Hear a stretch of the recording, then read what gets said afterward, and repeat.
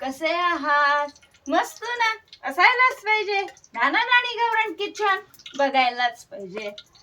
आता मी मस्तपैकी भरलं वांग करून घेतेय. त्याच्यासाठी वांगी चिरून पाण्यात घातली. इथं शेंगदाण्याचं कूट, खोबऱ्याचं कूट धुवून चिरून घेतलेली, कढीपत्ता, कोथिंबीर घेतली आहे.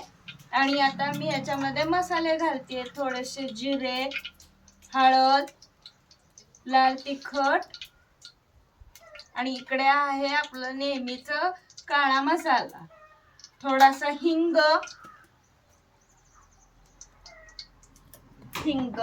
थोडस ह्याच्यामध्ये तेल घालून घेते. आता ह्याच्यामध्ये ना तुम्ही वांग हे पण घालू शकता, कांदा, पण मला काही त्याच्यामध्ये कांदा आवडत नाही, त्यामुळं मग मी कांदा काय घालणार नाहीये. इकडं पाणी गरम करून घेतलंय. मी वांगी भरून घेतली सगळी.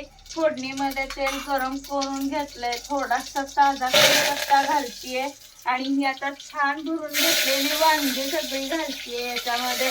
मातीच्या भांड्यामध्ये भरलं वांग, पावट्याची आमटी, घेवड्याची आमटी आणि बाकीच्या आमट्या किंवा कुठल्या आमट्या मातीच्या भांड्यात केलेल्या आठवतात किंवा पूर्वी केलेल्या असायच्या, ते तुम्हाला आता करू वाटतात ते मला कमेंट मध्ये नक्की सांगा. आता ही पळी मी ऍक्च्युली भाजीला हलवण्यासाठीच घेतली होती, पण तेलाचा चमचा सापडत नाहीये म्हणून मी ही पळी तेलामध्ये घातली होती. पण आता हे मी वांग सगळं हलवून घेतेय आणि इथं मी गरम पाणी करून घेतलंय. हे गरम पाणी ह्याच्यामध्ये घालतीये.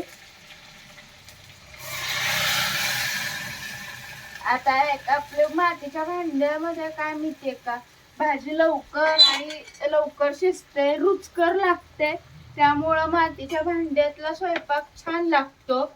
आता ह्याच्यामध्ये थोडासा गूळ जरी घातला तरी सुद्धा चालतो, म्हणजे वांग्याचा उग्रपणा कमी होतो.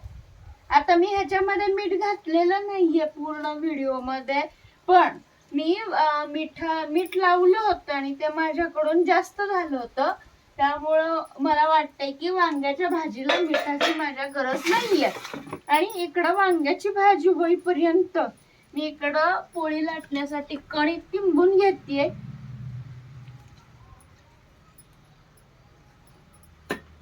चुलीवरच्या स्वयंपाकाला सगळी पूर्व तयारी असेल ना तर स्वयंपाक पटापट पण होतो आणि वेळ पण लागत नाही. उन्हाळ्याच्या दिवसामध्ये बाहेर बसून मस्त वाऱ्यामध्ये स्वयंपाक करण्याची काय मजाच वेगळी असते. नाना नानी गावरान किचनला लाईक करा, शेअर करा आणि सबस्क्राईब मात्र करायला अजिबात विसरू नका. मस्त